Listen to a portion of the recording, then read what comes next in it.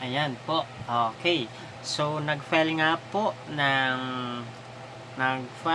po ng kaso si Senador Trillanes laban po kina Pulong Duterte, lawyer Mans Carpio, former Customs Commissioner Nicanor Faldon, and of course, among others, nandyan din po si Michael Yang dahil nga po sa 6.4 billion shabu shipment na nasabat noong 2017.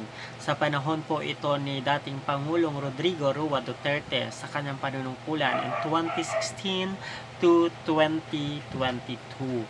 Alam naman po natin na naging madugo ang laban ni dating Pangulong Rodrigo Roa Duterte sa anya na tinatawag na war on drugs. Pero bagamat na meron pong war on drugs nga ang dating Pangulong Rodrigo Roa Duterte, paano po nangyari na nagkaroon ng ganitong sinasabi si dating Senador Trillanes na yun nga po, nag-file nga po ng kaso ng drug smuggling and graft complaint nga po dito sa mga nauna ko na pong nabanggit kanina na sina Pulong Duterte o Paulo Duterte, Davao representative po yan, at syempre si lawyer Mans Carpio, and of course si former Customs Commissioner Nicanor Faldon. So bilang din po sa kinasuhan ay si Michael Yang na siyang economic advisor po ni Rodrigo Roa Duterte. Sabi po ni Trillanes sa isang interview na ganito yung naging sistema. Ang pinaka-drug lord dito ay si Charlie Tan, nakapartner ito ni Michael Yang. Magkapareho sila ng triad, tapos naging protector ay sila Pulong Duterte at Mans Carpio. Okay, tapos sa mga naging facilitators naman nito na naipasok at naipuslit palabas ng custom ay sila Faldon. At ang iba naman na mention doon sa case.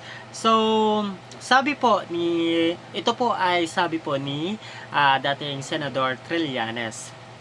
Okay, the 3 individuals at ang 7 na accused of violation of Section 4 in relation to Section 26A of the Republic Act 9165 or the Comprehensive Dangerous Drugs Act of 2002 as amended by the RA 10640 as well as the Republic Act 3019 or the Anti-Graft and Corrupt Practices.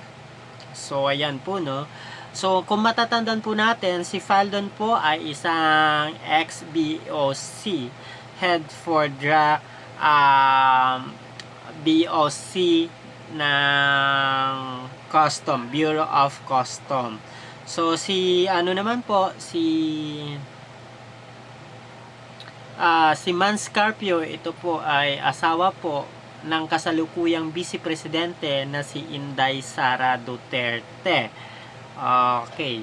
So, ayan po, no, kung totoo po yung naging war on drugs po ni dating Pangulong Rodrigo Duterte sa kanyang panunungkulan, how come po na nagkakaroon po ng mga ganitong issue?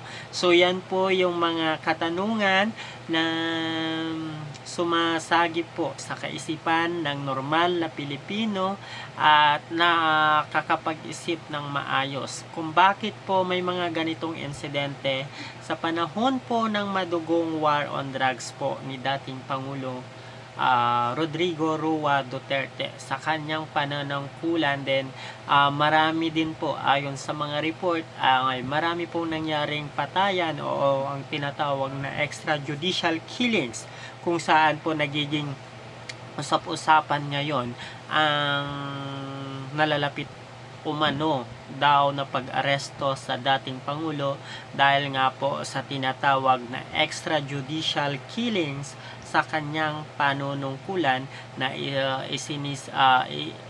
isinasama din po dito si dating PNP chief na ngayon na po ay Senador Bato de la Rosa. So nagiging mainit po ang laban sa politika ngayon. So yan lang po guys.